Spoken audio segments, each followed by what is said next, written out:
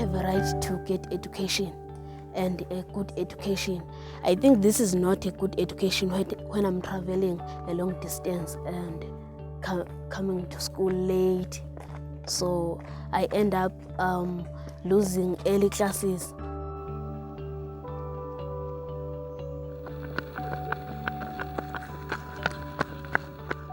Every morning, hundreds of pupils in Nquthu, Kwa-Zulu Natal, struggle to get to school. This is because the Department of Education in the province has not provided enough scholar transport. As a result, many pupils walk over 15 kilometers to get to school and do the same route home. They face risks of crime, snakes, they cross rivers, walk up mountains, and still they are determined to get an education. The Mail and Guardian visited Nquthu to experience how pupils there get to school. On our first morning, we get up at 1 a.m. to drive to the home of the Nene sisters. They walk a round trip of about 30 kilometers to get to school. We are accompanied by Sphilele and Nquthu from NGO Equal Education, who helps us find the isolated homestead at the bottom of a valley.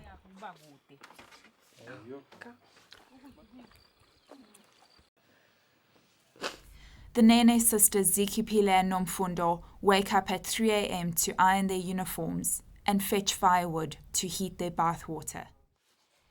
Once done, they make their way to school in the pre-dawn darkness. It's 4 a.m. They didn't eat anything before we left. I'm very concerned as a mother because my children have to walk so early in the morning when it's dark, especially because they are girls. You never know what might happen, but they have to go to school and get an education, so I have no choice. We join them on the first part of their walk, and for an hour we hike up the mountain behind their homestead. They walk slowly to accommodate us and carry their books in plastic bags.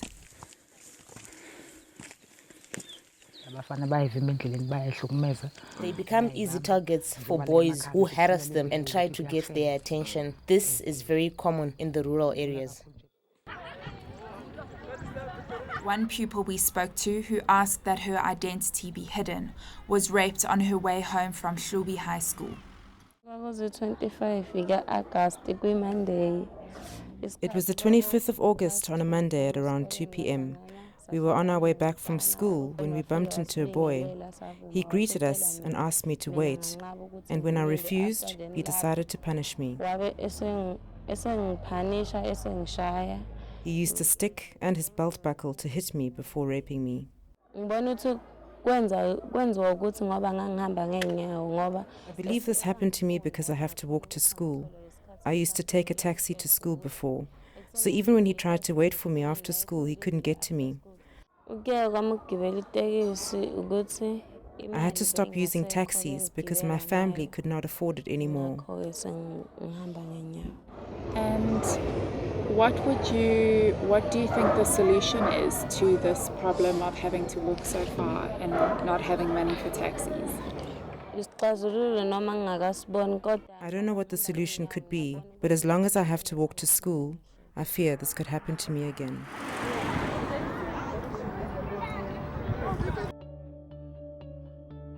Even if pupils walk all this way, they stand the risk of arriving late and being turned away by teachers at the school gate.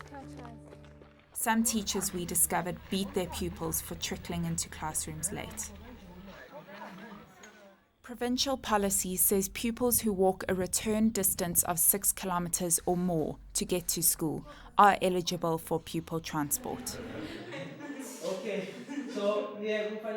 But despite all these problems, pupils are determined to get an education. We continue to go to school because we're doing it for our parents, to show them that we are grateful for everything they've done for us. Getting an education will help me move out of the village and maybe go live in the city. Getting an education will help me get a job one day, and I can make something of myself. The principals at the schools we visited refused to speak to us.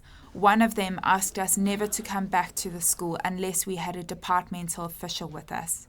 Another hung up our phone call when we tried to arrange an interview with him. We found one principal who was willing to speak to us, but only if we did not disclose his identity. He tells us how these daily journeys affect pupils' schoolwork.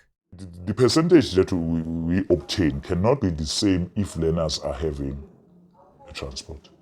They will come to school fresh so that they can be able to concentrate. How can you concentrate if we are tired? So if they don't have the transport, we are killing their future, and we are not following the constitution. What keeps you motivated to come to school even though you have to walk so far? Because I know what I want in future. I want to be a journalist. I feel that when I come to school, I will achieve my goal.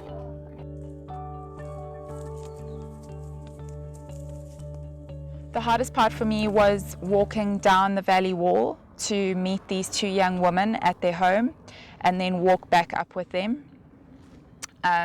So essentially joining them on part of their journey to school.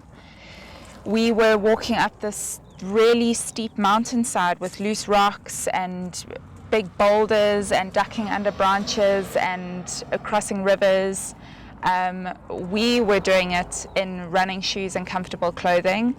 The young women were doing it in their school shoes and their school uniforms. By the time we got to the top of the mountain, it was now light and we could look back at what we had descended and ascended, and it was really frightening. The NGOs will continue to fight for access to quality education for all Nquthu pupils. Until then, Sphilele and the Nene sisters will carry on walking unbearable distances to school each day.